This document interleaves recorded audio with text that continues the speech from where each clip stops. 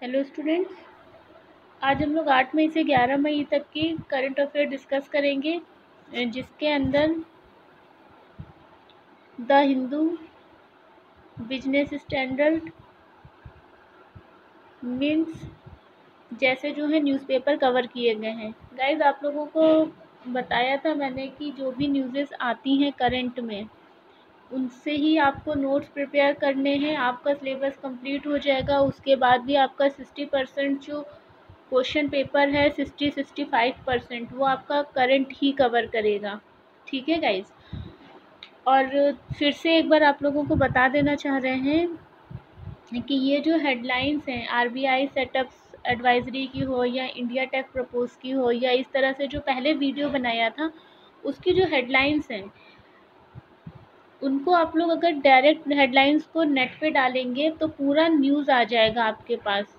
लेकिन वो पूरा न्यूज़ आपके लिए इम्पोर्टेंट नहीं है। उसमें से क्या पढ़ना है आपके लिए ये इम्पोर्टेंट है। उसकी एक समझ होनी चाहिए आपको, और समझ के साथ उसमें से क्या आपके लिए इम्पोर्टेंट है। अगर कोई समिति बन गई है तो उसका नाम क्या है, अगर कोई एक्ट पास हुआ है या संशोधन हुआ है तो उसका हिस्ट्री, ज्योग्राफी, पॉलिटी क्या है, उसका पीछे का कारण क्या है। अगर कोई निर्याती समूह पे कोई आर्टिकल आ जाता है या आपका कोई न्यूज़ आ जाता है, क्लाइमेट पे आ जाता है, वैक्सीन्स पे आ जाता है, क्योंकि इस समय वैक्सीन्स बहुत ही इम्पोर्टेंट मुद्दा है। पीडीएस पे आपके आ जाता है, एफएएसएसआई पे आ जाता है। तो इस तरह के जो टॉपिक्स हैं, तो उन संस्थाओं ने क्या किया, इससे ज़्यादा इम्पोर्टेंट आपके लिए जानना ये होगा कि वो संस्थाएं कब गठित की गई, उनको उनका जो फॉर्मेशन हुआ उसके पीछे का एम क्या था, मेन मोटिव क्या था, और वो किस मोड में काम करती हैं। टारगेट बेस्ड है, मिशन मोड है।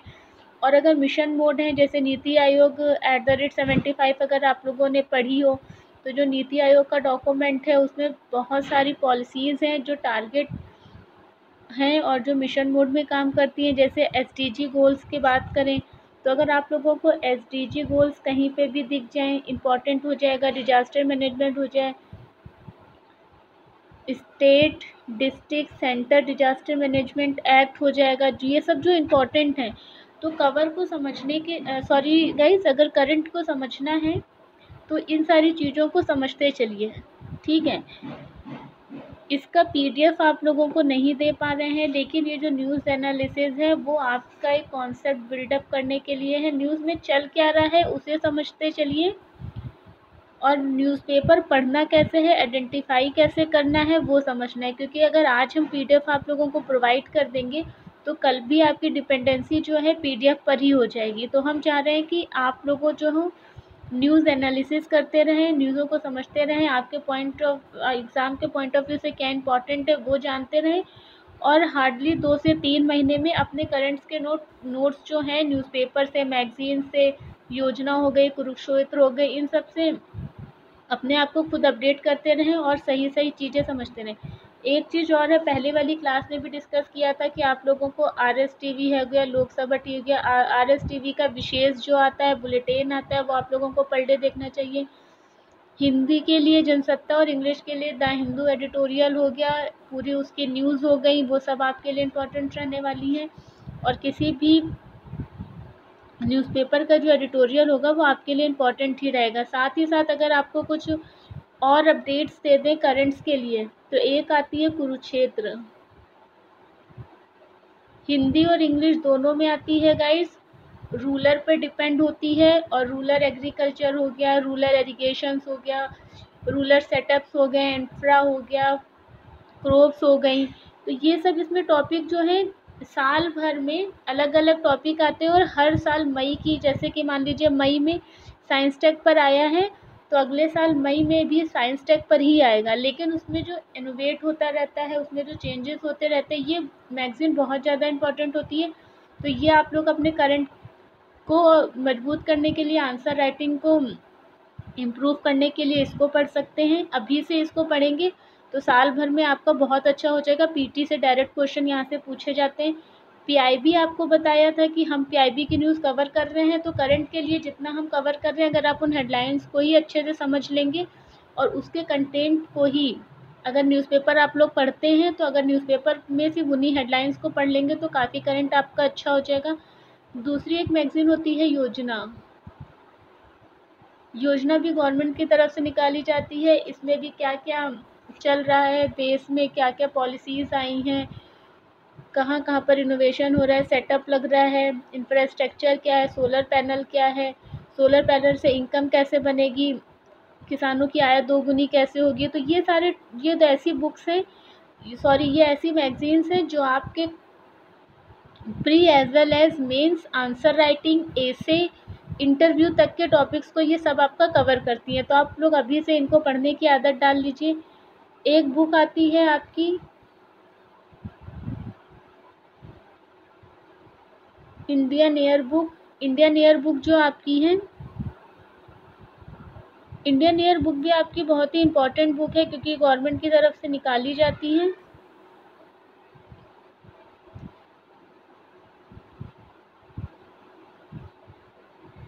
इंडियन ईयर बुक भी आपकी बहुत इम्पोर्टेंट है। इसमें जो आपका एजुकेशन का चैप्टर हो गया है, हेल्थ का है, एनवायरनमेंट का है, पॉलिसीज़ जितनी आई हुई हैं, खेल है, इसमें सब कुछ होता है, ठीक। इंफॉर्मेशन, साइंस टेक सब कुछ होगा इसमें। तो इसको भी आपको पढ़ना चाहिए। अभी से जो बच्चे तैयारी कर रहे हैं 2022 के लिए, वो इन चीज़ों को ले लें, इधर-उधर की बुक्स ना पढ़ें, करंट्स की जितनी आती हैं वो सब ना पढ़ें। वो सब लास्ट एग्ज़ाम के लिए होता है जब आप लोग बिल्कुल प्रिपेयर होते हैं। आप लोगों ने योजना साल भर पढ़ी होती है, कुरुक्षेत्र पढ़ी होती है, इंडियन ईयर बुक पढ़ी होती है, इकोनॉमिक सर्वे पढ़ा होता है, बजट पढ़ा होता है।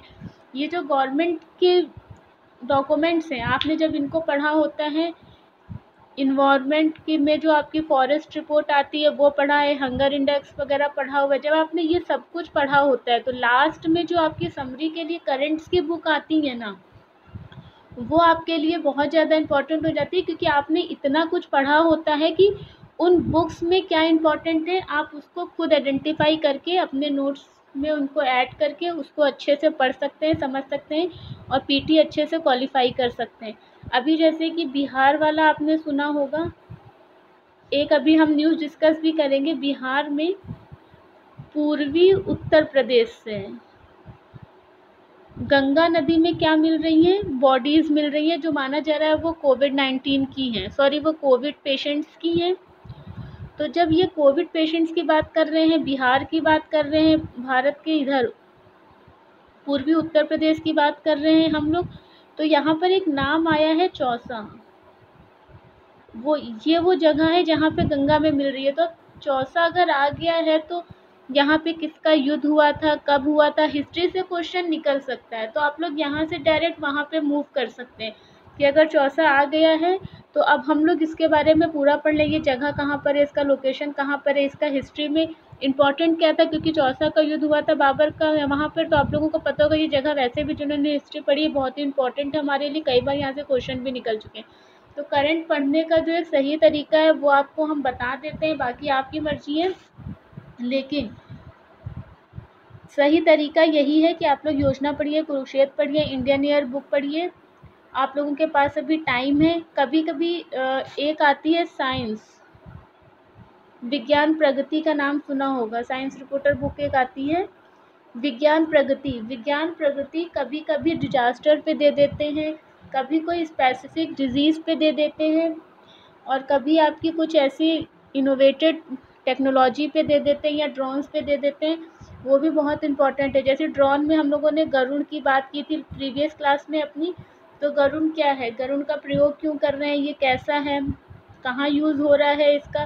तो हम लोगों ने देखा था गरुड़ जो है छोटे क्या हैं, ड्रोन है जिनका प्रयोग हो रहा है फर्टिलाइज़र में, कि खेतों में कैसे मतलब कि खाद जो है उसको डाल सकते हैं, छिड़काव कर सकते हैं, दवाइयाँ ला सकते हैं, वेजिटेबल्स ला सकते हैं। एक्सेसिबिलिटी को बढ़ाने के लिए जिस टेक्नोलॉजी का यूज़ हो रहा है वो क्या है, ड्रोन। और ड्रोन में वो किस सीरीज़ का है तो उसका नाम क्या है, गरुड़। तो इसी तरह के जो है हम लोग डेली करंट की बात करते रहेंगे और डेली जो है अपडेट करते रहेंगे, कुछ आपको नया बताते रहेंगे जिससे आप लोग अपने नोट्स को इम्प्रूव कर सकें, अपनी नॉलेज को इम्प्रूव कर सकें। योजना का एक पीडीएफ जो है हम ग्रुप में डाल देंगे, आप लोग देख लीजिएगा, उसे कैसे पढ़ना है ये बता देंगे, कुरुक्षेत्र का बता देंगे कैसे पढ़ना है। उसको आप लोग अच्छे से डाउनलोड कर सकते हैं। जैसे एनसीईआरटी आप लोग जाकर डाउनलोड कर सकते हैं। जिनको नहीं पता है एनसीईआरटी कहाँ से डाउनलोड करनी है, ncert.nic.in इस पे जाएंगे। इस पे ई पाठशाला है। ई पाठशाला पे जब जाएंगे तो ई रेफरेंस पूरा दिया हुआ है। जो बच्चे एनसीईआरटी डाउनलोड नहीं कर पा रहे हैं वो हमें बता दें, जिनके पास है वो पढ़ लें। कुरुक्षेत्र योजना भी इसी तरह से आपको नेट पे अवेलेबल हो जाएगी। साइंस रिपोर्टर भी मिल जाएगी। इंडियन ईयर बुक भी ना हर साल आती है। इंडियन ईयर बुक जो है आपकी हर साल आती है, लेकिन आप लोग अगर 22 का पेपर दे रहे हैं तो 21 वाली लीजिएगा। उसमें इम्पॉर्टेंट टॉपिक जितने हैं, जैसे कि कम्युनिकेशन का, ट्रांसपोर्ट का, कॉमर्स का, इंफ्रा का, ठीक है, इन्वायरमेंट हो गया आपका, पॉलिटी है, उसमें आपकी ज्योग्राफी है, इंडिया का ज्योग्राफिकल एरिया पूरा कवर किया हुआ है। तो आप लोग इस बुक को ना गाइड की तरह समझिए। ये गवर्नमेंट की तरफ से आती है, हर बार अपडेट होकर आती है, लेकिन हर साल लेने की ज़रूरत नहीं होती। अगर आपने इस साल ले लिए तो ये 22 के लिए आराम से, 20 वाली भी है तो जिनके पास 20 वाली है वो भी 21-22 तक के पेपर के लिए उसको यूज़ कर सकते हैं। ठीक है गाइस, अब हम लोग अपनी क्लास आगे बढ़ाते हैं। एक बात और है, एक दवा का नाम है जो आप लोग लिख लीजिएगा।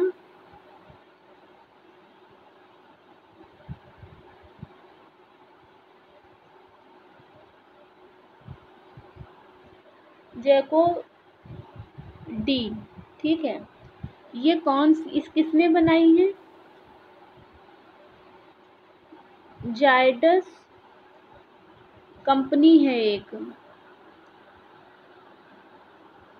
ठीक। इसने कौन सी दवा बनाई है? इसने अपना जो 3rd फेज कंप्लीट कर लिया। क्वेश्चन ये सब नहीं आएगा। क्वेश्चन या तो ये डायरेक्ट दवा पूछेगा या इस दवा को किस कंपनी ने बनाया है। तो दवा में ही, दवा की कंपनी का नाम है जायडस, जैको है, को आपका कोविड-19 है, ठीक।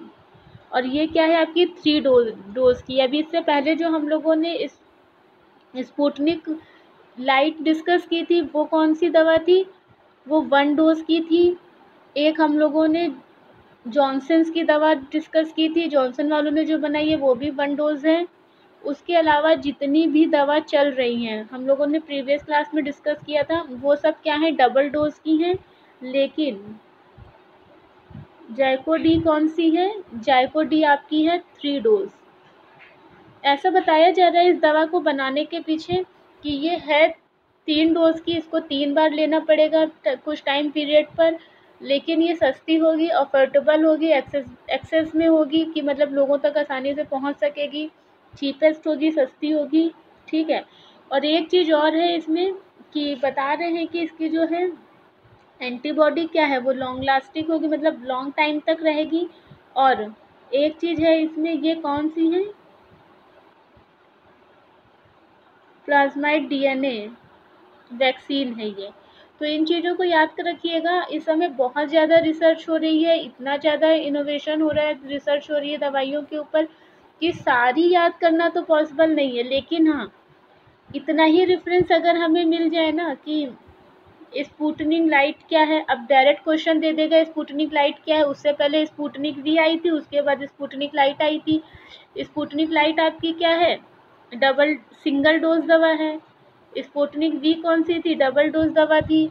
जो अब ये पूछ सकता है ना कि अब देखो ये डबल थी, ये सिंगल थी, और सिंगल अब आई है 1.5 साल बाद। और जॉनसन की जो दवा आई थी वो भी सिंगल डोज थी। और हम लोगों ने डिस्कस किया था कि अभी तक सिर्फ 2 ही दवा ऐसी हैं जो सिंगल डोज पर हैं, स्पुतनिक लाइट और जॉनसन की, बाकी सब आपकी क्या हैं। तो अब आपको क्वेश्चन दे देगा कि हर मतलब कि कोविड-19 रिसर्च के लिए जो भी दवाइयाँ बनाई गई थी उनमें से ये कौन से डोज की थी। अब उसमें आपको स्पुतनिक वी भी दे देगा, स्पुतनिक लाइट भी दे देगा। लेकिन हाँ, अब ये करंट में चल रहा है तो आप लोग थोड़ा याद रखिए। आप लोग ने अगर रेफरेंस में भी इसको पढ़ा होगा तो आप लोग अच्छे से आंसर कर पाएंगे। अब मान लीजिए कि यही दे दें, जैकोवी डी क्या है, और उसके बाद स्पुतनिक भी दे दे, स्पुतनिक लाइट भी दे दे, फिर नन ऑफ द अबव दे दे या ऑल ऑफ द दे दे, और एक स्टेटमेंट दे दे कि कोविड की दवाइयाँ हैं या डायबिटीज़ की दवाइयाँ हैं या ये कोई अदर इनोवेशन है। तो आप लोगों को पता होगा कि ये सब किसकी दवाइयाँ हैं। कोविड-19 के दौरान में जो भी वैक्सीन्स आई हैं ये सब उनकी हैं। अब गाइस हम लोग एक छोटी सी न्यूज़ और थी कि कर्नाटक सरकार ने क्या किया है।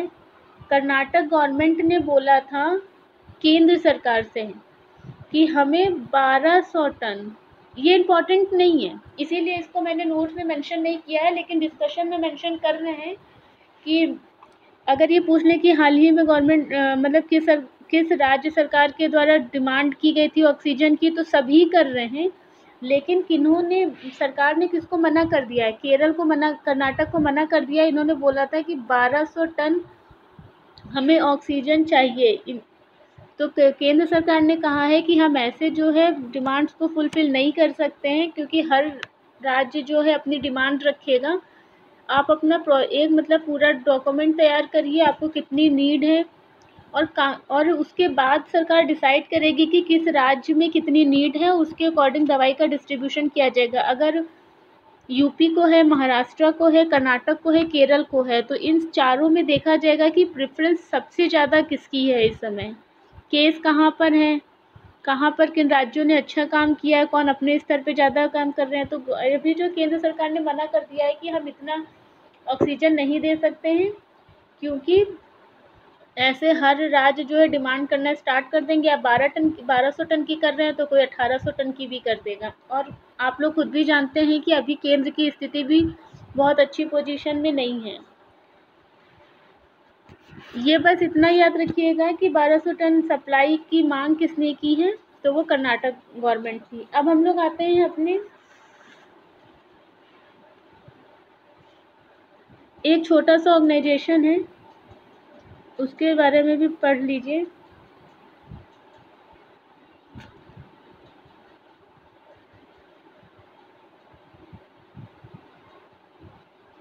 ये मुझे लग रहा है कि सिर्फ आप लोगों को रेफरेंस के लिए बता देना चाहिए, ये इतनी इम्पोर्टेंट न्यूज़ नहीं है, इसीलिए आप लोगों को बता दे रहे हैं कि सेंटर रिफ्यूज फॉबलेस नंबर्स, एक संस्था है हमारे वहाँ CMIE। बस ये संस्था ही इम्पोर्टेंट है कि अगर पूछ ले कि CMIE क्या है, centre for monitoring Indian economy, ये करती क्या है और ये है क्या, बस इतना ही इम्पोर्टेंट है हमारे लिए। क्योंकि इसने अभी हाल ही में एक डाटा जारी किया है जिसमें बताया है रूरल और अर्बन दोनों मिलाकर 8% बेरोजगारी जो है भारत की है, लेकिन सरकार के द्वारा इसको मानने से मना कर दिया गया है। बोला है कि ये रिपोर्ट गलत है। ऐसी बहुत सारी रिपोर्ट साल भर में आती रहेंगी, गवर्नमेंट उसको डिनाई करती रहती है। हम लोग WHO, WTO की भी, UN की भी रिपोर्ट्स को डिनाई कर देते हैं, जहाँ पर हमारी हंगर रिपोर्ट्स आती हैं, हैप्पीनेस रिपोर्ट्स आती हैं, पॉवर्टी इंडेक्स आते हैं, तो हम उन रिपोर्ट्स को भी पूरी तरह से मानने से मना कर देते हैं कि नहीं, वो तो हमारे साथ गलत रिपोर्ट छाप रहे हैं, हमारे लिए ऐसा नहीं है। तो उसी तरह से जो इंडिया की एक ये संस्था है CMIE, centre for monitoring Indian economy, ये क्या करती है, ये पूछ सकते हैं कि ये है क्या, CMIE है क्या, तो ये क्या है, ये बेरोजगारी के आंकड़े जारी करती है। कितने महीने में इसके आंकड़े आते हैं ये इम्पोर्टेंट हो जाता है, तो 3 माह पर थर्ड मंथ क्या है इसके, पर 3 मंथ्स पर इसके आंकड़े जारी होते हैं। ये क्या करती है, रूरल और अर्बन दोनों स्तर पर कितनी बेरोजगारी है ये इसको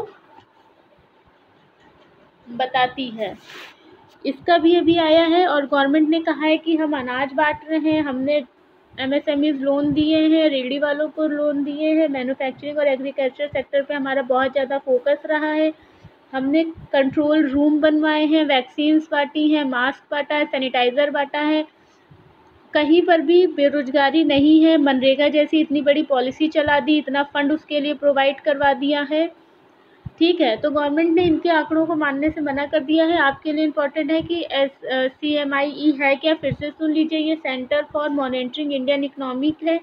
ये क्या करती है, गरीबी या बेरोजगारी के आंकड़े जारी करती है, और इसके अकॉर्डिंग इस भारत की इस बार की बेरोजगारी कितनी है, 8% है, और सरकार ने इसको मानने से मना कर दिया है। अब बोल सकते हैं कि केंद्र सरकार के मुताबिक एक क्वेश्चन अगर यहाँ से बन सकता है तो यही बन सकता है कि केंद्र सरकार के अनुसार भारत में देश की बेरोजगारी 8% है। गलत है, ये CMIE के अकॉर्डिंग है, ना कि केंद्र सरकार के अकॉर्डिंग है। या ये पूछ सकते हैं कि CMI है क्या। ठीक है, ये क्या करती है, पॉवर्टी का डाटा जारी करती है, अनएम्प्लॉयमेंट का डाटा जारी करती है, हेल्थ का करती है या एजुकेशन का करती है। तो क्या हो जाएगा, ये एम्प्लॉयमेंट का करती है। ठीक है गाइस, इस तरह से क्वेश्चन आ सकता है बस। अब हम लोग अगर बात करें RBI की, ये हमारी इकोनॉमी की न्यूज़ है। और अगर हम लोग RBI की बात करें कि RBI sets up advisory group to assist regulatory review authority. तो ये RBI ने क्यों किया है, पहली बात, ये जो कमेटी बनाई है इसके अध्यक्ष कौन है, सबसे इम्पोर्टेंट बात। ये जो बनाया गया है तो क्या है, असिस्ट रेगुलेटरी रिव्यू अथॉरिटी, यानी रेगुलेटरी रिव्यू अथॉरिटी RRA किसने बनाया है, किसके द्वारा बनाया गया है। यह RBI की संस्था है, नियामन समीक्षा प्राधिकरण, इसको क्या बोलते हैं, नियामक समीक्षा प्राधिकरण, हिंदी में इसका नाम है, इंग्लिश में है रेगुलेटरी रिव्यू अथॉरिटी। इसको क्यों बनाया गया है, इसको निरीक्षण के लिए बनाया गया है। ठीक है, इसके अध्यक्ष कौन से, अच्छा, जो RBI के जो एसेट्स हैं, ग्रुप टू एसेट्स, मतलब जितने लोन हैं जो बैंकों के पास है, जो मतलब NPA बन चुका है, बैलेंस शीट है, इन सब में मतलब बैंकों को कहाँ कितना घाटा हो रहा है, कहाँ कितना नुकसान हो रहा है, इन सब चीज़ों को जानने के लिए जो अथॉरिटी का गठन किया गया है वो RRA है, रेगुलेटरी रिव्यू अथॉरिटी। ये क्या है, RBI की संस्था है। क्या है ये, RBI की संस्था है। क्या करेगी, निरीक्षण करेगी, रिव्यू करेगी जो भी है। इसके सदस्य कितने हैं, इम्पोर्टेंट, ये 6 सदस्यीय है, 6 मेंबर कमेटी है या 5 मेंबर कमेटी है। डायरेक्ट पूछ सकते हैं कि RRA है क्या। RRA बनाया गया था, इसमें सदस्य थे, इसमें सदस्य कितने थे, 6 सदस्य कमेटी थी या 5 सदस्य कमेटी थी। तो ये 6 सदस्य कमेटी थी। और सबसे इम्पोर्टेंट क्वेश्चन कि इसके अध्यक्ष कौन हैं। अगर इनके अध्यक्ष की बात करें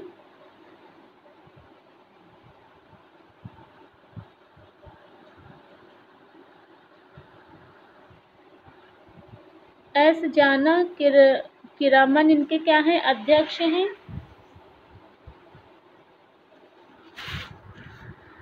और ये बताएंगे कि RBI ने जो भी निर्देश अभी तक की दिए हैं, जो भी निर्देश, ये क्या करेगी, RBI ने जो भी अभी तक के लागू किए हैं आदेश, अपने जो भी ऑर्डर्स दिए हैं वो लागू हो पाए हैं या नहीं हो पाए हैं, उनका क्या करेगी, एक समीक्षा करेगी। तो आप लोगों के लिए बस इतना इम्पोर्टेंट है, RRA है क्या, क्या है ये, रेगुलेटरी रिव्यू अथॉरिटी, नियामन समीक्षा प्राधिकरण है। किसकी संस्था है ये, RBI की संस्था है ये। क्या, क्यों बनाई गई है, ये क्वेश्चन है, क्यों बनाई गई है। तो RBI के द्वारा जो भी ऑर्डर्स दिए जाते हैं उनका रेगुलेशन अच्छे से हो रहा है, इम्प्लीमेंटेशन हो रहा है या नहीं हो रहा है, उसकी समीक्षा करेगी। इनके अध्यक्ष का नाम जरूर याद रखिएगा। इनके अध्यक्ष का नाम एक बार और सुन लीजिए, S जाना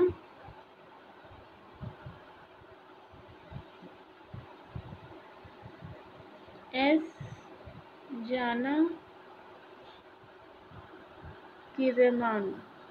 ठीक है गाइस, अध्यक्ष कमेटी क्यों बनाई गई है, किसके द्वारा बनाई गई है, कमेटी है कौन सी। यहाँ से इकोनॉमिक्स के 4 क्वेश्चंस बन रहे हैं, स्टेटमेंट में आएंगे तो चारों एक में भी आ सकते हैं, और अगर हो सकता है 2 या 3 स्टेटमेंट दे के पूछ ले।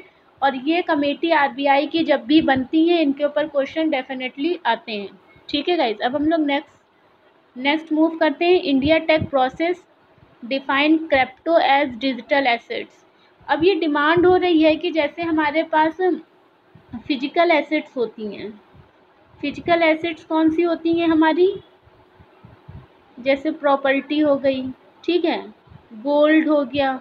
तो ये सब क्या है हमारा फिजिकल क्या है हमारी, ये एसेट्स है।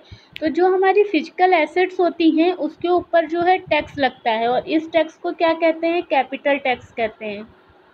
जिसने भी इकोनॉमिक्स पढ़ी होगी या जो पढ़ेंगे, दोनों को ये चीज़ें पता होंगी या पता चलेंगी कि जो कैपिटल टैक्स होता है, कैपिटल टैक्स हमारी कैपिटल के ऊपर लग रहा होता है। तो अब ये माना जा रहा है कि जो क्रिप्टो है, क्रिप्टो के ऊपर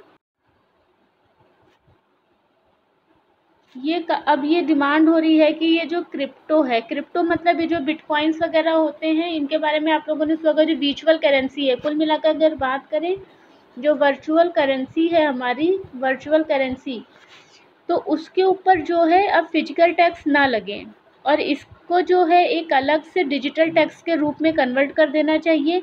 और ये कितना है इसके हिसाब से इसके ऊपर टैक्स ना लगे, इसमें कम टैक्स रखा जाए। इससे क्या होगा, रिसर्च हमारे वहाँ बढ़ सकेगी और इनोवेशन बढ़ सकेगा, रिस्क कम हो सकेगा। इन्वेस्टर जो इन्वेस्टमेंट करेंगे आकर रिसर्च और इनोवेशन में जो है अपना योगदान देंगे। तो ये जो है क्रिप्टो करेंसी पर कैपिटल टैक्स जितना है वो टैक्स ना लिया जाए, अर्थात जो डिजिटल एसेट्स के आधार पर इसको रखा जाए। ठीक है गाइस, और ये अलग अलग होना चाहिए, क्योंकि बिटकॉइन को डिजिटल एसेट्स माना जाएगा।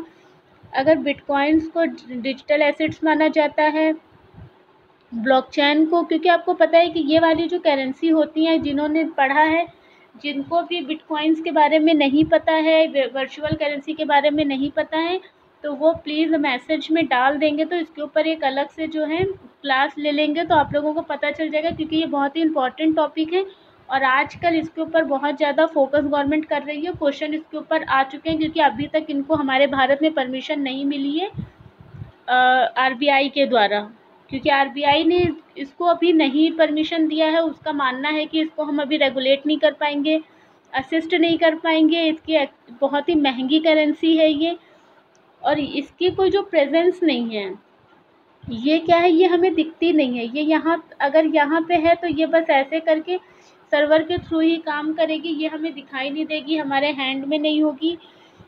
और इसका एक पूरा प्रोसेस चलता है कि उसको आइडेंटिफाई करना भी मुश्किल होता है कि किसने किसको कितना कहाँ पर कैसे दिया। तो इसलिए अभी आरबीआई के गाइडेंस में क्रिप्टो करेंसी नहीं आई है, इसके लिए स्ट्रिक्ट गाइडलाइंस हैं कि अभी हम इसको यूज़ नहीं कर रहे हैं। लेकिन हाँ, जो डिमांड आती रहती है वो ये है कि क्रिप्टो करेंसी पर कैपिटल टैक्स लगना चाहिए, नहीं लगना चाहिए, इसको उसमें रखना चाहिए, नहीं रखना चाहिए। तो ऐसा माना जा रहा है कि क्रिप्टो करेंसी को जो है, या बिटकॉइंस जो हैं हमारे, या ब्लॉकचेन टेक्नोलॉजी में जो भी हमारी करेंसी आती हैं, उनको क्या करना चाहिए, डिजिटल एसेट्स मान लेना चाहिए। फिजिकल एसेट्स जैसा उनके ऊपर टैक्स नहीं लगाना चाहिए। ठीक है, दूसरी तरफ हम लोग चलते हैं, ईआईबी और एसबीआई, इनके बीच में क्या हुआ है, एक एग्रीमेंट हुआ है, किस क्षेत्र के लिए हुआ है, कितना हुआ है, ये हमारे लिए इम्पोर्टेंट है, और किसके साथ किया है ये इम्पोर्टेंट है। तो न्यूज़ से अगर आप इन चीज़ों को पकड़ना स्टार्ट करते हैं, तो जैसे कि ईआईबी क्या है, अगर हम लोग ईआईबी की बात करें तो ये है यूरोपियन इन्वेस्टमेंट बैंक, यूरोपियन निवेश बैंक। ठीक है, यूरोपियन इन्वेस्टमेंट बैंक, इसने भारत में एसबीआई के साथ क्या किया है, एग्रीमेंट किया है। अब पहला क्वेश्चन तो आपका यही बन गया है कि हाल ही में यूरोपियन बैंक के साथ समझौता हुआ है, किसके साथ हुआ है, एसबीआई के साथ हुआ है। या एसबीआई ने हाल ही में 100 मिलियन यूरो का समझौता किसके साथ किया है, तो ईआईबी के साथ किया है। फिर वहीं पे अगर हम बात करते हैं कि नी फंड क्या है, नी फंड सेकेंड क्या है, तो नी फंड सेकेंड अगर वो पूछ ले कि ईआईबी और एसबीआई के बीच में एक एग्रीमेंट है SM small and medium size entrepreneurship के लिए, तो बिल्कुल सही हो जाएगा। तो इस तरह से क्वेश्चन देखिए, जो हेडलाइंस है उनको डिस्कस क्यों कर रहे हैं, हेडलाइन डिस्कस करने का मेन मोटिव यही है कि आपके हेडलाइन से ही कई सारे क्वेश्चंस निकल कर आ जाते हैं। ये भी क्वेश्चन बन सकता है कि small and medium sized entrepreneurship के लिए हाल ही में नी फंड सेकंड एग्रीमेंट हुआ है किनके बीच में।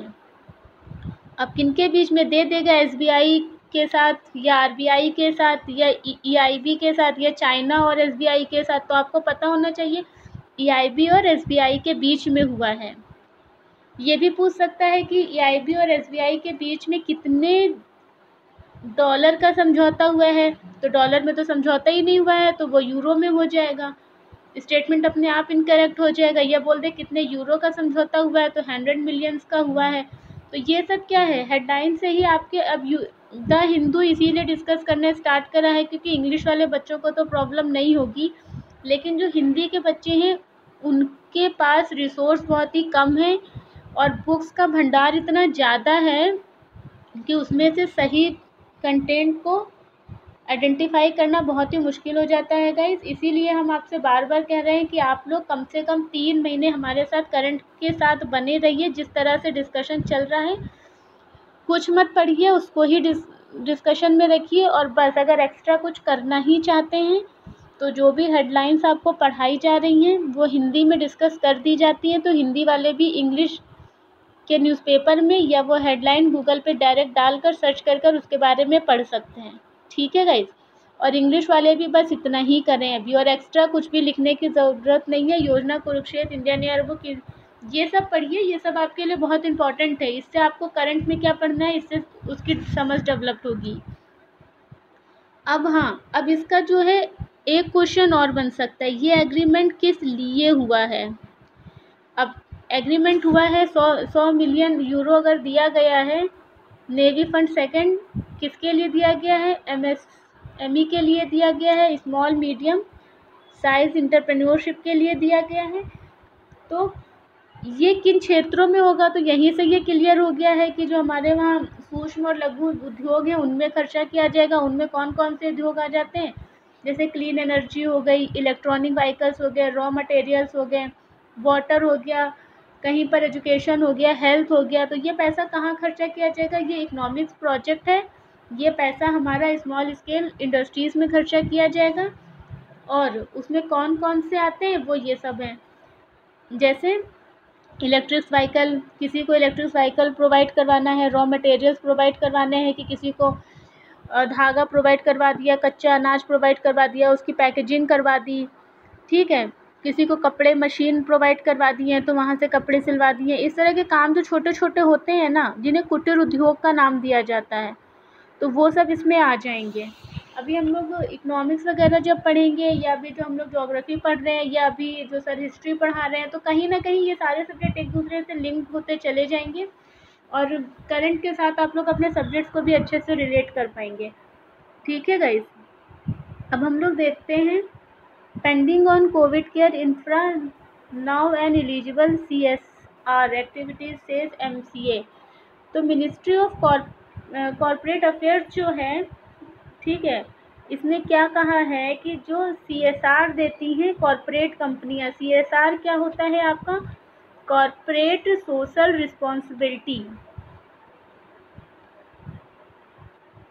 सॉरी गाइस उल्टा लिख दिया मैंने, CSR कॉर्पोरेट सोशल रिस्पॉन्सिबिलिटी, ठीक है।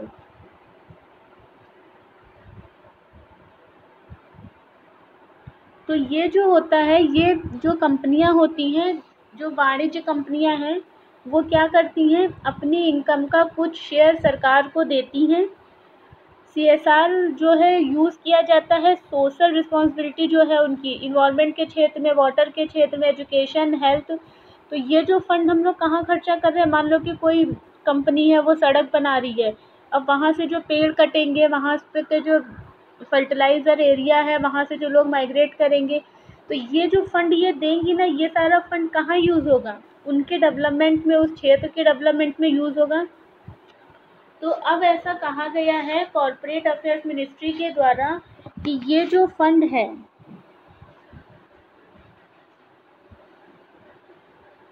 अगर कोई कंपनी अपने शेयर के, ये जो फंड है या CSR है वो किसी मेडिकल फील्ड में देती है, मेडिकल फील्ड मतलब वेंटिलेटर बनाने में दे दिया हो या मेडिसिन में दे दिया हो। पढ़ दे रहे हैं आप लोग, एक बार सुन लीजिए। Manufacturing and supply for oxygen वाला है।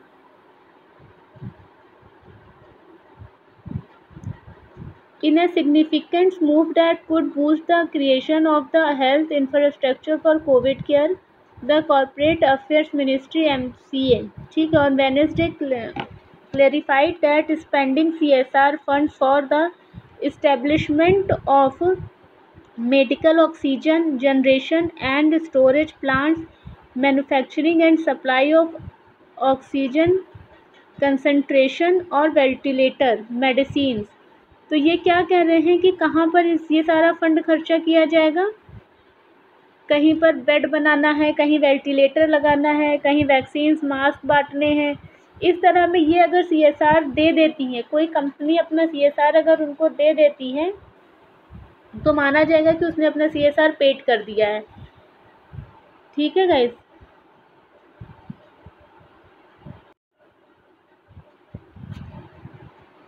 CSR अगर कोई कंपनी अपना मेडिकल लाइन में इस समय दे देती है कोविड से निपटने के लिए, तो गवर्नमेंट मान लेगी कि अब इनको ये नहीं देने की ज़रूरत है सरकार को, इन्होंने अपना CSR पेड कर दिया है।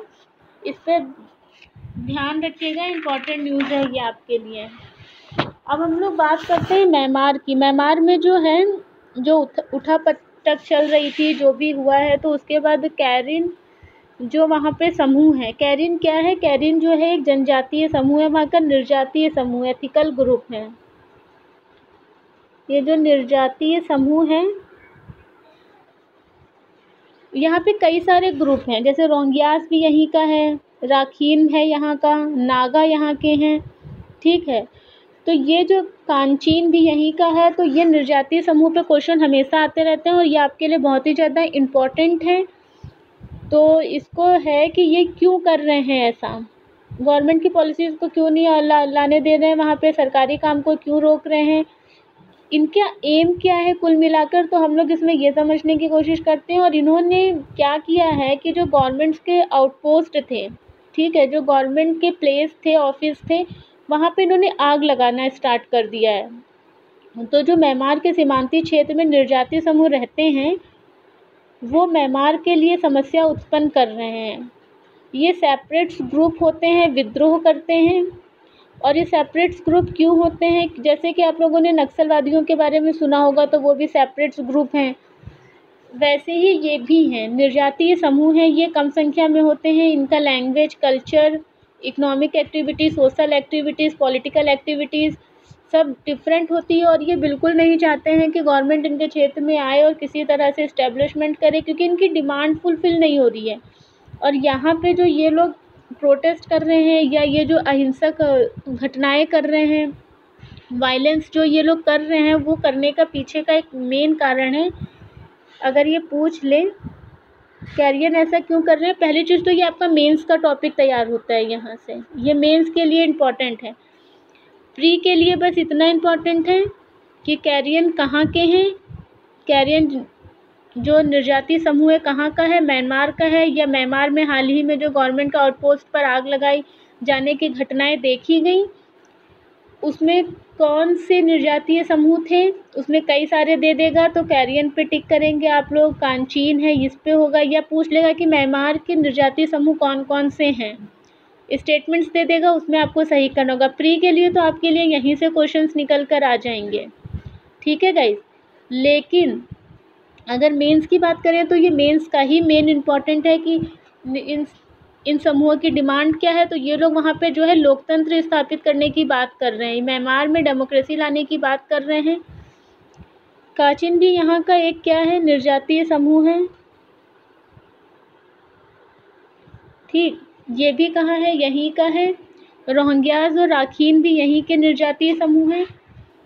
अच्छा, ये जो आपके हैं कैरिन वाले, कैरिन इंसर्जेंट्स कहाँ पे रहते हैं? ये आपके नॉर्थ में रहते हैं, मतलब नॉर्थ म्यांमार में रहते हैं। ये जो निर्यातीय समूह है इन पे आप लोग याद कर लीजिएगा, मेंस का क्वेश्चन जो इस पर आएगा इसी तरह से पूछ सकता है कि वहाँ पे। और ये जब भी क्वेश्चन बनेगा तो म्यांमार के साथ भारत के रिलेशंस को लेके बनेगा, लोकतंत्र को लेके बनेगा। और पीटी में क्वेश्चन बनेगा तो कैरीन पर बनेगा। कैरीन आपके साउथ में होते हैं और कांचीन जो है आपके नॉर्थ में हैं। इनको सपोर्ट कौन करता है? ये चाइना इनको सपोर्ट कर रहा है, चाइना इनको फंडिंग करता है। इनको जो क्या दे रहा है, इनको हथियार दे रहा है। चाइना के अपने खुद के इंटरेस्ट हैं म्यांमार में, क्योंकि वहाँ की वो रिवर्स यूज़ करता है, वहाँ के रिसोर्सेज यूज़ करता है, वहाँ के पोर्ट यूज़ करना चाहता है, जिससे वो बंगाल बे ऑफ बंगाल है जो आपकी बंगाल की खाड़ी में अपनी एक्सेस को बढ़ा सकें। अब अगर म्यांमार की लोकेशन आप लोग देख रहे हैं तो अगर आप लोगों ने वर्ल्ड मैप देखा होगा तो अगर ये इंडिया की हम लोग बात करें तो म्यांमार आपका यहाँ पे पड़ जाएगा। अगर इंडिया की बात करें तो म्यांमार आपका यहाँ पड़ जाएगा, ये आपका बे ऑफ बंगाल है। और चाइना अगर इसको ट्रैकल डाउन करता है तो ये अपने आप ही कर लेगा। और वो वैसे भी श्रीलंका में भी पोर्ट बना रहा है अपना, हम्बनटोटा जो श्रीलंका का कहाँ पर है, सॉरी चाइना का पोर्ट जो है उसने किस पे कब्जा कर लिया, हम्बनटोटा जो है श्रीलंका का पोर्ट, उसको उसने 99 साल के लिए लीज पे ले लिया है। वो उसको फंडिंग देता है। अब श्रीलंका नहीं फंडिंग लिया हुआ है, पैसे नहीं वापस कर पाएगा तो वो उसको क्या करेगा, कब्जा करेगा। और अभी भी वो उसके इस बंदरगाह को अच्छे से यूज़ कर पा रहा है। अब यहाँ पे बे ऑफ बंगाल पे कब्जा करने के लिए ये म्यांमार को अपना सपोर्ट दे रहा है। तो ये सब जो होती हैं आईआर की रणनीति होती है कि हम कैसे किसके साथ सपोर्ट करेंगे। अब जैसे कि अमेरिका भारत के साथ एक टाइम था जो कभी नहीं आना चाहता था, लेकिन अगर आज की बात करेंगे तो वो अपना दोस्त उसको मान रहा है। क्यों? क्योंकि यहाँ पे हमारा चाइना है, ये हमारा भारत है।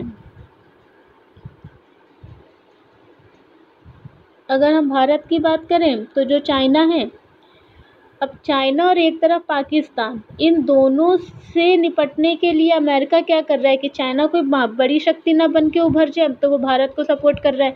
एक टाइम ऐसा था कि जब भारत के पास खाने के लिए नहीं था तो अमेरिका ने क्या किया था, अपना अनाज जो है समुद्र में फिकवा दिया था, लेकिन भारत को नहीं दिया था। और आज भारत को अमेरिका क्या कर रहा है, अपाचे जैसी टेक्नोलॉजी भी ट्रांसफ़र करने के लिए तैयार हैं। कई सारे एग्रीमेंट्स किए हैं। आप ओबामा के टाइम से देख लीजिए, फिर ट्रम्प को देख लीजिए, अब बूटन आए हैं उनको देख लीजिए। सब क्या कर रहे हैं, भारत के साथ एक समझौता कर रहे हैं। भारत की कंपनी है सीरम, महाराष्ट्र में पुणे में स्थित जो कंपनी है वहाँ पे क्या किया है, उसके साथ एग्रीमेंट कर रहा है। क्यों? क्योंकि उसको पता है कि जो सीरम हमारे वहाँ इंस्टीट्यूट है वो इतना बड़ा इंस्टीट्यूट है, वो बहुत ज़्यादा कैपेसिटी रखता है दवाइयाँ बनाने के लिए, तो वो उसके साथ एग्रीमेंट करना चाह रहा है। जब तक किसी भी देश का किसी भी देश के साथ अपना पर्सनल इंटरेस्ट नहीं होता है, आपका ये जो आईआर है, इंटरनेशनल रिलेशन है, कभी भी इस्टेब्लिश नहीं होता है। तो हम जब भी आईआर पढ़ते हैं, आपको पता है कि ये पीटी के पॉइंट ऑफ व्यू से तो बहुत ज़्यादा इम्पोर्टेंट नहीं होगा। इसमें खाली पूछ लेगा कि अपाचे अगर लिया है भारत ने तो वो किस देश से लिया है, तो वहाँ पे यूएस हो जाएगा। यूके के साथ कौन सा एग्रीमेंट किया है, तो जीआई एग्रीमेंट किया है, ये इंपॉर्टेंट हो जाएगा। और कौन से एग्रीमेंट कर रहा है फ्री ट्रेड के लिए, नेविगेशन के लिए, तो वो इंपॉर्टेंट हो जाएगा। ईटीपीए किसके साथ किया है, ये इंपॉर्टेंट हो जाएगा। लेकिन अगर हम इसमें इन छोटी छोटी चीज़ों को रिलेट करेंगे तो एक मेंस का आंसर तैयार हो जाएगा कि ये हमारे जो है सामरिक महत्व के जो मुद्दे हैं उनको दर्शाता है, हमारे कल्चरल, पॉलिटिक्स, रीजनल, इन सारी चीज़ों को दर्शाता है। तो ये सारी चीज़ें आप लोग धीरे धीरे सीख जाएंगे, बस है कि आपको थोड़ा सा पेशेंस रखना पड़ेगा और क्लासेस को कंटिन्यू रखिए और प्रॉब्लम्स अपने आप सॉर्ट आउट हो जाएंगी, लेकिन बिना टाइम दिए तो सॉर्ट आउट नहीं होंगी। अब अगर हम लोग नेक्स्ट देखते हैं, तालिबान का मुद्दा।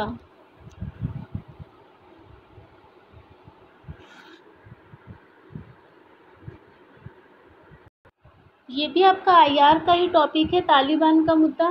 ये जो तालिबान है, तालिबान ने क्या करा है, कैप्चर की अफगानिस्तान।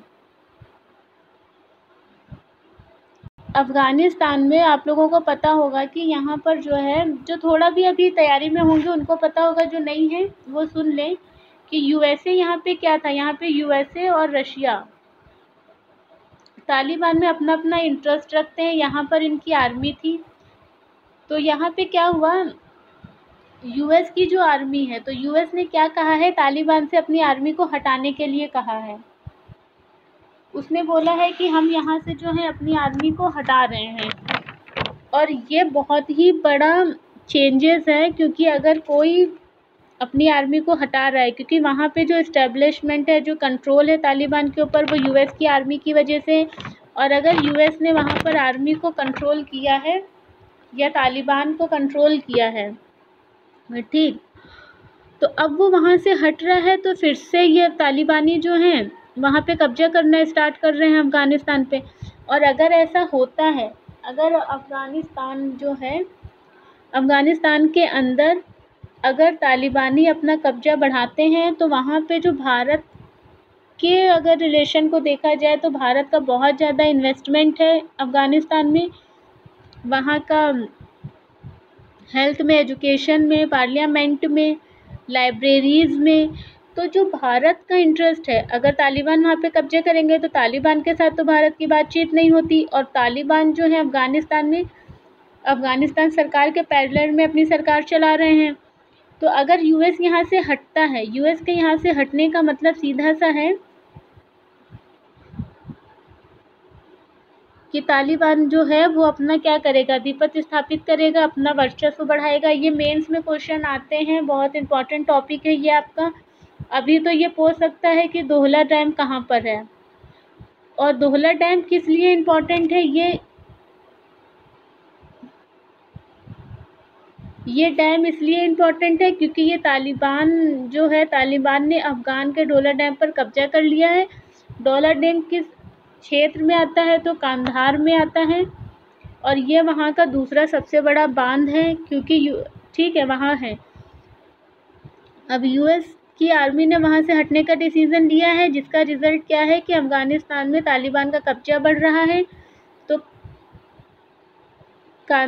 जो अफ़गानिस्तान को यूएसए ने कांधार की, मतलब जो विवाद हुआ वो ये था, विवाद भी समझ लीजिए क्या था, विवाद ये था कि कांधार की जो चाबी थी, मतलब इसका जो रेगुलेशन मॉनिटरिंग थी, वो किसको दे दी, अफ़गान को, मतलब अफ़गानिस्तान को दे दिया, अफ़गानिस्तान गवर्नमेंट को दे दिया। इनके हाथ में आते ही, अफ़गान के हाथ में आते ही और यूएस के यहाँ से जाते ही क्या हुआ, तालिबान ने इसके ऊपर अपना कब्जा कर लिया कांधार पर। कांधार पे कहाँ पे कब्जा किया है, दहला डैम पर किया है, ठीक है। और यहाँ पर एक है कि ये यहाँ का एक शहर भी है, यहाँ पर एक नदी भी है, आरा हांडव, ये यहाँ की एक नदी भी है। यहीं पर ये बना हुआ है आपका डैम, और इसके ऊपर किसने कब्जा कर लिया है, तालिबान ने कर लिया है। क्षेत्र कहाँ है, कांधार का है। मेंस के लिए तो इम्पॉर्टेंट है ही है, प्री के लिए ये डैम बहुत ही ज़्यादा इम्पॉर्टेंट है। कहाँ पर है, अफ़गानिस्तान पर है या कांधार, अफ़गानिस्तान में कहाँ पर है, कांधार पर है। पीछे का कारण क्या है, यूएस ने अफ़गानिस्तान को कांधार की सिक्योरिटी दे दी थी, और अफ़गानिस्तान की जो सरकार है, अगर ये अफ़गान गवर्नमेंट है तो ये तालिबान है, ये इसके पैरेलल में अपनी सरकार चलाती है, इसलिए। और ये कमज़ोर पड़ जाएंगे यूएस के यहाँ से हटते ही, और ये पावर में आ जाएंगे, क्योंकि आप लोगों को भी पता है कि तालिबान को किर्गिस्तान हो गया, पाकिस्तान हो गया, ये सब जितने भी आईएस या जितने भी आपके ये इस तरह के समूह हैं, वो सपोर्ट करते हैं वहाँ पे डिस्टर्बेंस को बनाए रखने के लिए, ठीक है गाइस। ये आपका PT as well as mains में इम्पॉर्टेंट क्वेश्चन है। अब नेक्स्ट इम्पॉर्टेंट क्वेश्चन हम लोग टॉपिक डिस्कस कर लेते हैं, जो आपके क्वेश्चन आ सकते हैं, वो है आपका India UK early market access packages to be implemented with no further navigation. इस हेडलाइन का सीधा सा मतलब निकल कर आ रहा था, इनहेंस ट्रेड पार्टनरशिप। क्या करना चाहते हैं, पार्टनरशिप को बढ़ाना चाहते हैं। हम लोगों ने लास्ट क्लास में जीआई की बात की थी, जीआईएस की बात की थी, अब हम लोग इस पे देख रहे हैं। कॉम्प्रहेंसिव पार्टनरशिप है ये, जो माइग्रेशन और मिटिगेशन दोनों के लिए है, ठीक है। ये क्या है आपकी, पहले जो इन्होंने एग्रीमेंट किया था वो जीआईपी पे किया था, प्लस किस पे किया था, सीसीपीएमएम पे किया था। ठीक है, जिसमें आपका ये क्या था, comprehensive partnership migration and mitigation. ठीक है, माइग्रेशन एंड मर्जेंट्स है, सॉरी माइग्रेंट्स है। सीपीएमएम क्या है आपका, comprehensive partnership migration and migrants. ठीक है, अब इनके बीच में थर्ड जो हुआ है, तीसरा समझौता हुआ है, वो हुआ है ईटीपी को लेकर। ईटीपी क्या है, इनहेंस ट्रेड पार्टनरशिप। ईटीपी क्या है, इनहेंस पार्टनरशिप। इसमें ये ऐसा समझौता है कि 2030 तक क्या करना है, 2030 तक ऐसा ट्रेड करना है जिसमें टैक्सेस को कम करते चले जाएंगे, मुक्त व्यापार होगा और ट्रेड को दोगुना बढ़ाना है। ठीक है गाइस, ट्रेड को क्या करना है, दोगुना बढ़ाना है। यूके के साथ ये हमारा तीसरा एग्रीमेंट है जीआईपी और सीसीएमएम के बाद। फिर से देख लीजिए, जीआईपी सीसीएमएम के बाद जो है ईटीपी तीसरा समझौता है।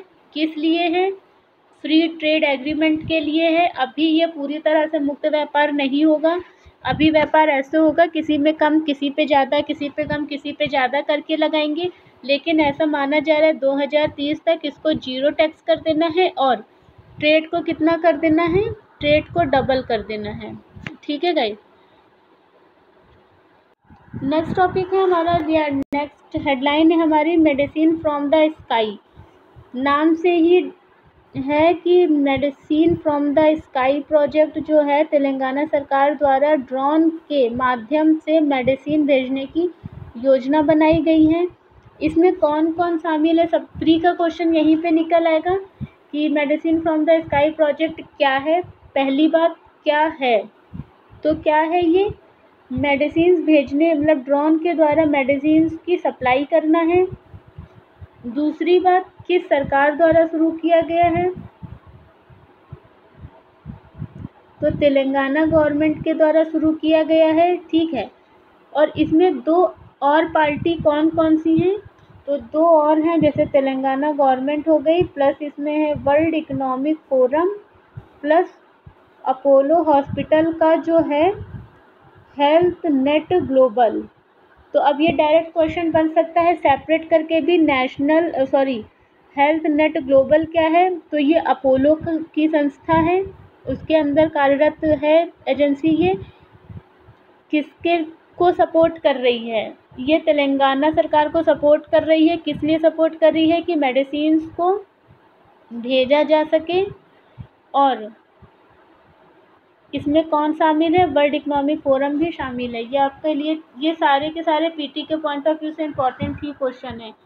किसने शुरू किया है, तेलंगाना सरकार ने। Medicine from the sky project क्या है, ड्रोन के द्वारा दवाइयाँ सप्लाई करनी है। कौन कौन सी पार्टीज़ हैं इसमें, तेलंगाना सरकार है, वर्ल्ड इकोनॉमिक फोरम है और हेल्थ नेट ग्लोबल है। अगर डायरेक्ट क्वेश्चन पूछ ले कि हेल्थ नेट ग्लोबल किसके अंडर कार्य करता है, तो अपोलो हॉस्पिटल के अंडर में काम करता है।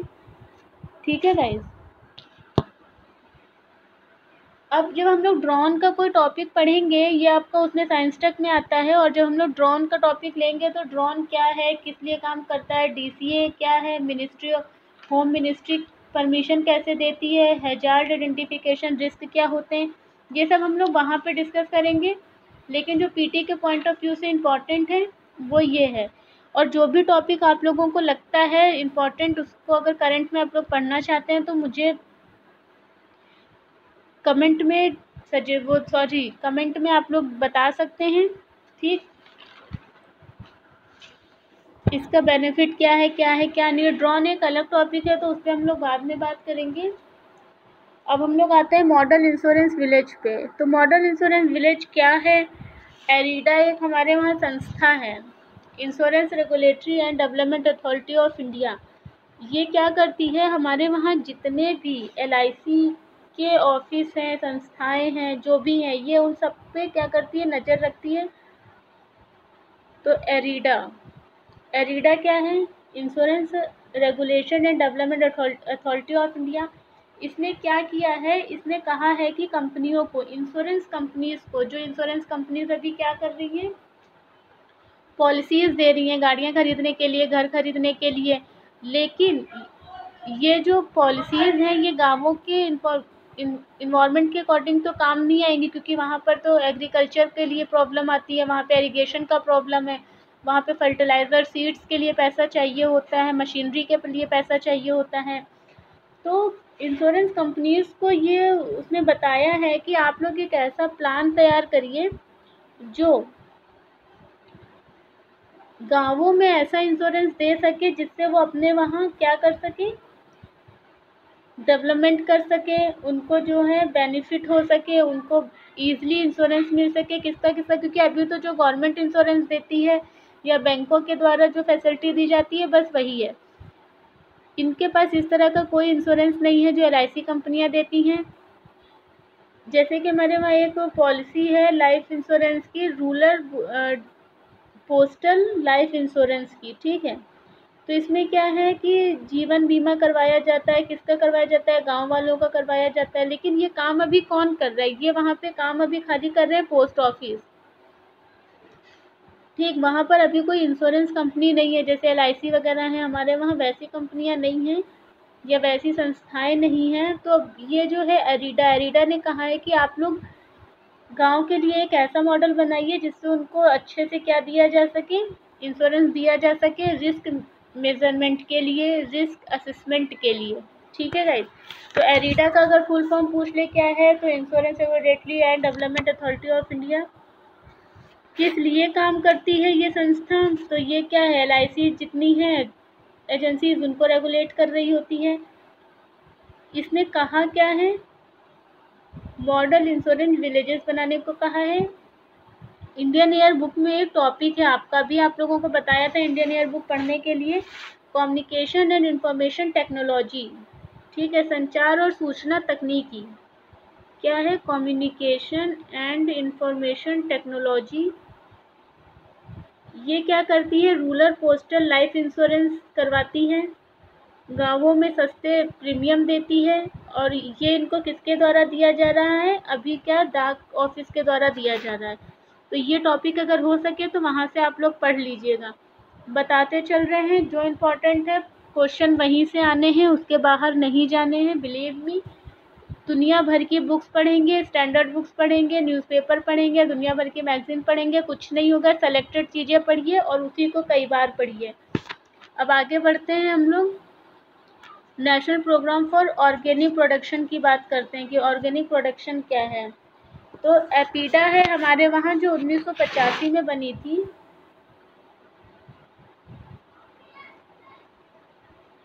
एपीडा है जो 1985 में बनी थी। ये क्या करती है, ये है क्या, पहले समझ लीजिए।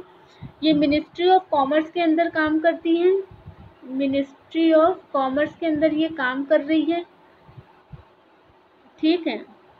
ये बनी कब थी? 1985 में बनी थी। इसका फुल फॉर्म है agriculture and processed food products export development authority. ये क्या करती है, जो भी हमारे वहाँ से एग्रीकल्चर और प्रोसेस्ड फूड होता है उसको निर्यात करने का कार्य करती है। उसकी क्वालिटी को आइडेंटिफाई कैसे करना है, किस तरह से करना है, उसके लिए कौन सी संस्था बनानी है, ये सारे काम करती है। तो कृषिगत निर्यात को बढ़ावा देने के लिए मदद करती है। इसने 2001 में एक संस्था बनाई थी। NPOP हमारा हो गया national programme for organic production, ठीक। तो अब अगर बात करें कि national programme for organic production का गठन कब किया गया था? 2001 में किया गया था। किसके द्वारा किया गया था? एपीडा के द्वारा किया गया था। एपीडा कब गठन किया गया था? 1985 में गठित किया गया था। NPOP का काम क्या है? National programme for organic production का काम क्या है? ये क्या करती है कि जैविक उत्पादों को सर्टिफाइड करती है। जो ऑर्गेनिक प्रोडक्शन है उसको सर्टिफाइड करती है और उसको फिर दुनिया भर में बेचती है। क्योंकि इसने क्या करा है, एक समझौता कर रखा है दुनिया के कई देशों के साथ, जैसे कि दार्जिलिंग की चाय हो गई है, या हमारे वहाँ से कॉफ़ी जा रही है, या सेब जा रहा है, या चावल जा रहे हैं। तो क्या होता है कि वो उसमें कितना हमने फर्टिलाइज़र यूज़ किया है, कितना हमने केमिकल यूज़ किया है, कितना हमें ऑर्गेनिक यूज़ किया है फर्टिलाइज़र, तो क्या होगा कि ये उसको सर्टिफाइड करेगी कि हाँ हमारे वहाँ इतना है कि हमने 85% फर्टिलाइज़र इसमें यूज़ किया है जो वो ऑर्गेनिक है, ना कि केमिकल है। ठीक है, तो ये सर्टिफिकेशन कौन दे रहा है? एनपीओपी दे रहा है।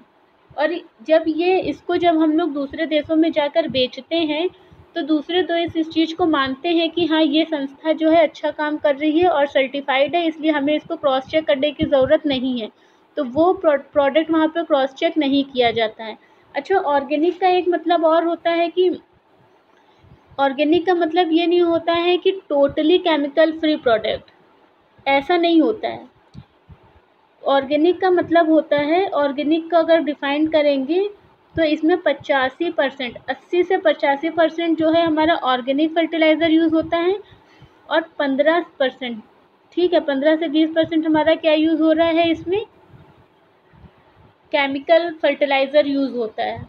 और अगर ये डिफिनेशन अगर है, क्लियर है, तो मतलब कोई हमारे ऊपर क्लेम नहीं कर सकता कि ये हमारा जो प्रोडक्ट है ऑर्गेनिक नहीं है, ये हमारा ऑर्गेनिक ही माना जाएगा। ठीक है गाइस, इससे क्या होगा, एनपीओ अगर अपने आप को सर्टिफाइड कर देती है और अगर तो इससे होगा क्या? इससे होता क्या है, एक्सपोर्ट बढ़ जाएगा, वैल्यू एडिशन बढ़ जाएगा, डोमेस्टिक मार्केट में भी इसको बेचा जा सकेगा, मतलब इसको फॉरेन में बेचने के साथ साथ क्या किया जा सकेगा, डोमेस्टिक मार्केट में भी बेचा जाएगा। जैसे कि FASSI को भी परमिशन देती है, फार्मर्स की इनकम बढ़ेगी, हेल्थ अच्छा होगा, पॉल्यूशन कम होगा। तो ये सारी चीज़ें हैं जो आपके मेंस के पॉइंट ऑफ व्यू से बहुत ज़्यादा इंपॉर्टेंट है। प्री के हिसाब से तो आपके लिए बस इतना इम्पोर्टेंट है कि ये संस्था क्या है, किसके अंदर आती है, कब गठित की गई थी, काम क्या करती है। लेकिन अगर मेंस में पूछ ले कि इससे होगा क्या, तो इससे एक्सपोर्ट बढ़ेगा, वैल्यू एडिशन, डोमेस्टिक मार्केट में बेचा जा सकेगा, फार्मर इनकम्स बढ़ेगी, हेल्थ अच्छा होगा, पॉल्यूशन कम होगा। ठीक है, क्योंकि स्विट्ज़रलैंड, यूनाइटेड किंगडम इत्यादि ने इसको परमिशन दे रखा है, वहाँ का यहाँ पर आता है, यहाँ से वहाँ जाता है। तो ये सारी चीज़ें आप लोग समझ के चलिए। ग्लोबल वैल्यू चेन एडिशंस को इम्प्रूव करने के लिए जो भी मैकेनिज़्म गवर्नमेंट द्वारा अपनाए जाते हैं, उसके ऊपर पूरा का पूरा फोकस रखिए, क्योंकि वहाँ से मेंस के क्वेश्चन ज़रूर निकलते हैं।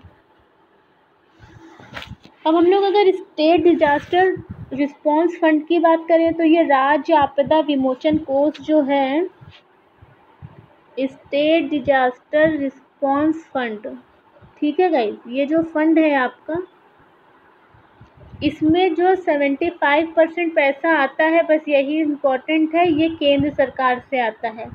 और ये पैसा राज्यों को दिया जाएगा। ये कौन डिसाइड करता है? फाइनेंस कमीशन बताता है कि इतने से इतना पैसा उनको दिया जाएगा। और पहाड़ी राज्य हो गए, यूटीज़ हो गए, या विशेष दर्जा प्राप्त राज्य हो गए, उनके लिए ये लिमिट कितनी है? 90% की है। ठीक, और बाकी सबके लिए कितनी है?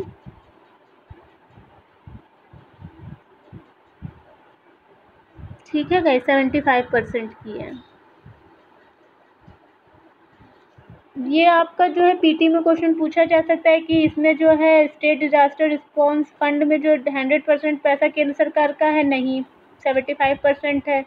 ये पूछा जा सकता है कि इसको सलाह कौन देता है, इसको डिस्ट्रीब्यूट करने के लिए, तो फाइनेंस कमीशन देता है। ये भी पूछ सकते हैं कि राज्यों के लिए इतना है, केंद्र शासित प्रदेशों के लिए कितना है, तो 75:90% का है। ये आपका पीटी में क्वेश्चन आ सकता है, क्योंकि इस बार केंद्र सरकार ने राज्यों को कोविड-19 एपिडेमिक से निपटने के लिए पैसा पहले ही ट्रांसफ़र कर दिया है। ठीक है, तो इसलिए ये आपके लिए इम्पोर्टेंट हो जाता है। अब हम लोग नेक्स्ट की तरफ बढ़ते हैं, जो आपका टॉपिक है black fungus in covid patient, what is the disease treatment. अभी हम लोग बात कर रहे थे एक वायरस की, प्रीवियस क्लास में भी बात की थी।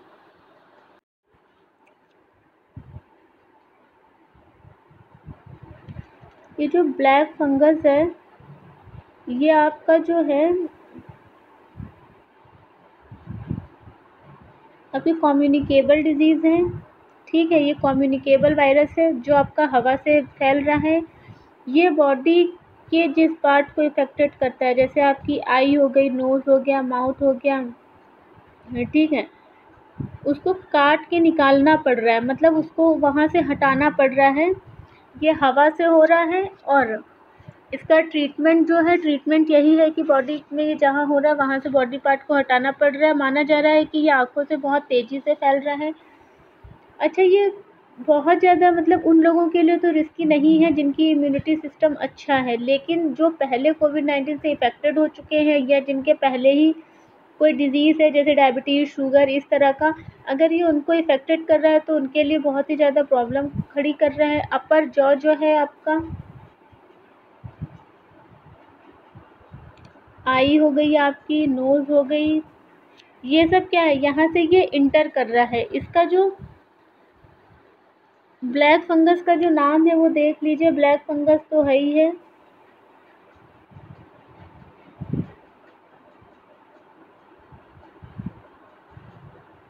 म्यूकोरमाइकोसिस या ब्लैक फंगस सबसे पहला केस कहाँ पे मिला? गुजरात सहित अन्य राज्यों में देखने को मिला है।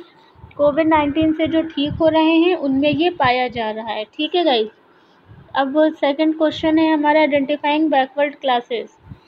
अच्छा, ये question sorry earth magnetic field का है। नेक्स्ट, अभी जो रिसर्च हुई है उसके अकॉर्डिंग माना जा रहा है जो शार्क है, शार्क जो पृथ्वी का मैग्नेटिक फील्ड है जैसे वो काम करता है, उसके अकॉर्डिंग ये अपने आप भी नेविगेशन करती है। क्वेश्चन बना हुआ है कि क्या शार्क मैग्नेटो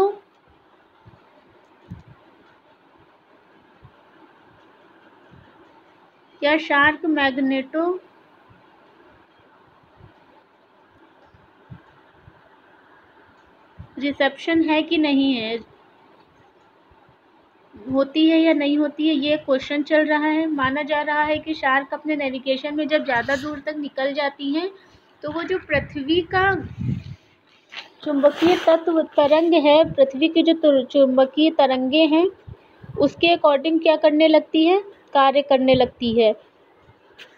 इसमें एक शार्क है आपकी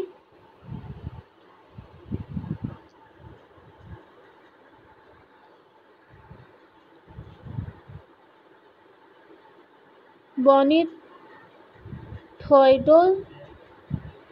शार्क, ठीक है, ये भारत में नहीं पाई जाती है और आयुसियन के अंदर जो कैटेगरी है उसमें इंडेंजर्ड कैटेगरीज में ये आती हैं। तो ये वाला आप लोग याद कर लीजिएगा क्योंकि इस तरह से क्वेश्चन पूछता है। अब शार्क की बात चल रही है और अगर वो कह दे कि बोनिथेड जो है वो भारत में पाई जाती है तो ये भारत में पाई नहीं जाती है, आयुष्मान के अकॉर्डिंग जो है इंडेंजर्ड कैटेगरी में आती है। ठीक है, और ये जो शार्क होती है ये किसके अकॉर्डिंग काम करती है? शार्क जो होती है वो जो पृथ्वी का चुंबकीय तरंग है, ठीक है, अर्थ मैग्नेटिक फील्ड है, उसके अकॉर्डिंग अपने आप को ये मूव कराती है। ये अभी हाल ही के रिसर्च में सामने आया है। पृथ्वी की जो अर्थ मैग्नेटिक फील्ड है इसके बारे में हम लोग बात करेंगे आपकी ज्योग्राफी की क्लास में, जब हम लोग उस टॉपिक पे पहुंचेंगे। माउंटेन सीनाबंग जो है ये ज्वालामुखी है, कहाँ फटा है? इंडोनेशिया में फटा है। ठीक, हर 6 महीने पे ये फटता है और इंडोनेशिया के माउंट सैनाबंग जो सुमात्रा प्रांत में आता है, कहाँ पर आता है? सुमात्रा प्रांत में आता है। पूछा जाएगा ये कहाँ है तो इंडोनेशिया में, और इंडोनेशिया के किस प्रांत में है तो सुमात्रा प्रांत में है। या माउंट सैनाबंग है क्या? तो ये एक वॉल्केनो है, याद रखिएगा। अब हम लोग आते हैं आइडेंटिफाइंग बैकवर्ड क्लासेस पर। तो आइडेंटिफाइंग बैकवर्ड क्लासेस जो है इसको दर्जा कौन देगा? पहले ये राज्य डिसाइड करते थे, लेकिन जब से 102 कॉन्स्टिट्यूशनल अमेंडमेंट एक्ट किया गया है उसके बाद आपका आर्टिकल जो है 338B, ठीक है, ये नेशनल बैकवर्ड काउंसिल और जो आपका है 342A, 342A ये क्या है? ये राष्ट्रपति को अधिकार देता है, वो राष्ट्रपति जिसको भी चाहे उसको सोशल और इकोनॉमिक बैकवर्ड कम्युनिटी क्या कर सकता है? घोषित कर सकता है। इसको सलाह कौन देगा? संसद, जो हमारा पार्लियामेंट है, पार्लियामेंट इसको अप्रूवल दे देगा। इसको सलाह कौन देगा? राष्ट्रपति अपने ऊपर जो है रिस्पॉन्सिबल है, इसको सलाह की ज़रूरत नहीं है, लेकिन अगर ये चाहे तो ये राज्यों से बात कर सकता है। अंतिम फैसला किसका होगा? अंतिम फैसला आपका होगा संसद का। ठीक है। ओबीसी आपका बहुत इम्पॉर्टेंट है, शायद न्यूज़ में मैंने इसको तीसरी या चौथी बार अभी देखा है, तो आप लोग इस चीज़ का ध्यान रखिएगा कि इसको अच्छे से पढ़ लीजिएगा कि आर्टिकल पॉलिटी में पूछ सकता है कि आर्टिकल 338B क्या है, आर्टिकल 342A क्या है। तो 342 क्या है? प्रेसिडेंट को राइट दे रहा है कि आप जो भी है सोशल और इकोनॉमिक बैकवर्ड जो लोग हैं उनको ओबीसी घोषित कर सकते हैं। पहले ये जो है राज्यों के पास था, लेकिन 2018 कॉन्स्टिट्यूशन अमेंडमेंट एक्ट 102 जब किया गया तो ये राइट्स जो हैं चेंज कर दिए गए। ठीक है गाइस। अब प्रेसिडेंट के लिए कंपलसरी है कि वो ओबीसी को पहचाने और उनको डिक्लेयर करे। जब तक राष्ट्रपति अप्रूवल नहीं देता, आइडेंटिफाई नहीं करता, तब तक जैसा जो चल रहा है वैसा ही चलेगा राज्यों में। जो ओबीसी की कैटेगरी में आ रहे हैं वो आ रहे हैं, लेकिन अगर राष्ट्रपति अपने अधिकारों का प्रयोग करते हुए किसी भी कम्युनिटी को ओबीसी घोषित करता है तो फिर वो राष्ट्रपति की गाइडलाइंस में हो जाएगा, पार्लियामेंट उसको परमिशन दे देगी और अंतिम फैसला किसका होगा? पार्लियामेंट का होगा। और राज्यों से वो सलाह ले सकती है, लेकिन राज्यों की सलाह मानना उसके लिए अनिवार्य नहीं होगा, लेकिन राष्ट्रपति ऐसा करने के लिए मना नहीं कर सकता कि वो ओबीसी घोषित नहीं करेगा। ये राष्ट्रपति के लिए कंपलसरी है, ऑप्शनल नहीं है। ठीक। अब इस बात को इस तरह से समझिए कि जब आप लोग पॉलिटी पढ़ेंगे या आप लोगों ने जब पढ़ी होगी तो सुप्रीम कोर्ट जो है राष्ट्रपति को सलाह देने के लिए बाध्य नहीं है। अगर वो चाहे तो सलाह दे राष्ट्रपति के मांगने पर और चाहे तो वो सलाह ना दे, लेकिन यहाँ वो क्या है? ऑप्शनल है। करे तो ठीक, ना करे तो ठीक, लेकिन ये वाला मैंडेटरी है, ये कंपलसरी है, ये आपको करना ही करना है। राष्ट्रपति इसको रिफ्यूज़ नहीं कर सकता। ठीक है गाइस, हम लोग आगे बढ़ते हैं। आर्टिकल याद रखिएगा, पॉलिटी के लिए बहुत ज़्यादा इम्पॉर्टेंट है। कॉन्स्टिट्यूशनल अमेंडमेंट एक्ट कौन सा है ये याद रखिएगा, 2018 में हुआ था, ये याद रखिएगा। अब अगर बात करें कोविड-19 विक्टिम्स फाउंड इन गंगा में, तो गंगा में जो है ये माना जा रहा है कि जो ये बिहार का जो चौसा जिला है या जो चौसा गांव है वहाँ पे जो गंगा में बॉडी मिल रही है वो कोविड-19 विक्टिम्स की मानी जा रही है और पूर्वी उत्तर प्रदेश की मानी जा रही है। याद कर लीजिएगा, इम्पॉर्टेंट है। ठीक है गाइस। अब हम लोग बात करते हैं 3 naval ship burning in medical supplies. ये है क्या? तो 3 नेवल शिप आप लोगों ने सुना होगा अभी लास्ट टाइम पे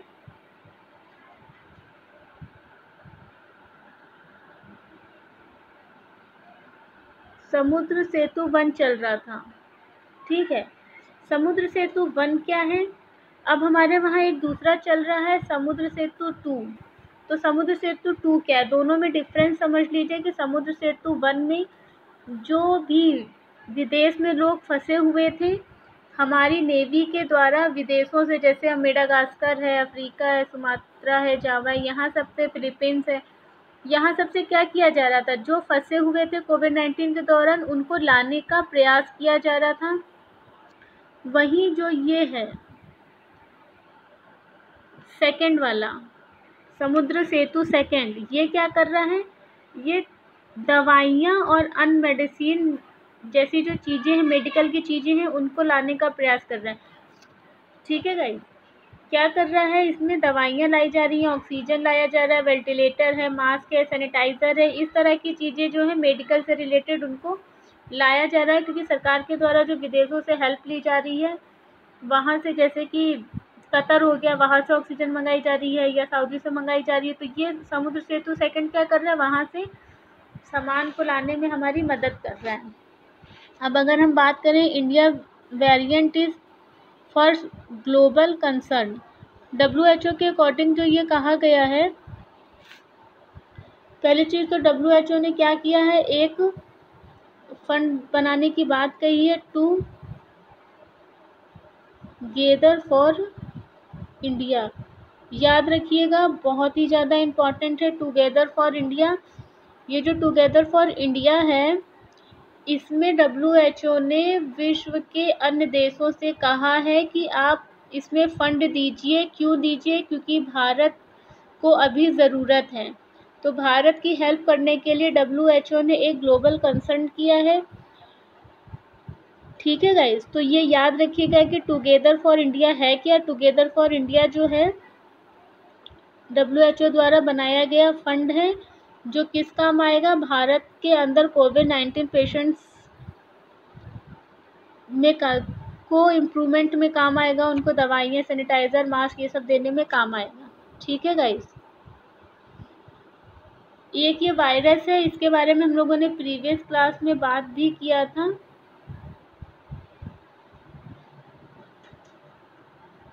ये वायरस क्या है, ये वायरस आइडेंटिफाई किया गया है, भारत में मिला है। इसको आप लोग एक बार ये न्यूज़ सुन लीजिए।